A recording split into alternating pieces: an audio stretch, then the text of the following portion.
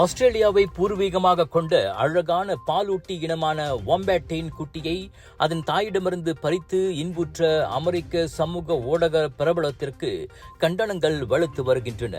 சாம் Jones என்ற அப்பெண்ணின் செயல் ஏற்கனவே இயற்கை மற்றும் வனவிலங்கு ஆர்வலர்களை கோபப்படுத்தியுள்ள நிலையில் தற்போது ஆஸ்திரேலிய பிரதமர் ஆந்தனி அல்பனீஸும் அவரை சாடியுள்ளார்.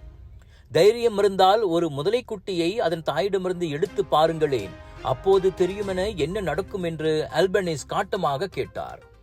தன்னை ஒரு வெளிப்புற ஆர்வலர் மற்றும் வேட்டைக்காரர் என்று அழைத்துக் கொள்ளும் அப்பெண் சாலையோரமிருந்த அந்த வாம்பெட் குட்டியை தூக்கிக் கொண்டு காரை நோக்கி ஓடுவது வைரலான வீடியோவில் தெரிகிறது.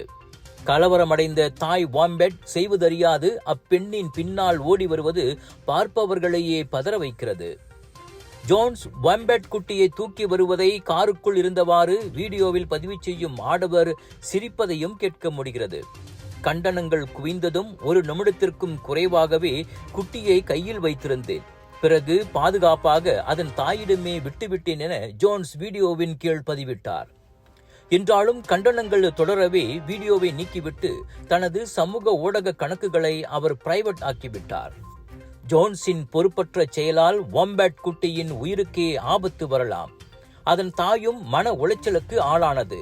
இது கண்டிக்கத்தக்கது என இயற்கை ஆர்வலர்கள் கொதித்து போயுள்ளனர். அப்பெண்ணையும் அவருடன் இருந்த ஆடவரையும் உடனடியாக நாடு கடத்த கோரி பெட்டிஷனும் போடப்பட்டுள்ளது.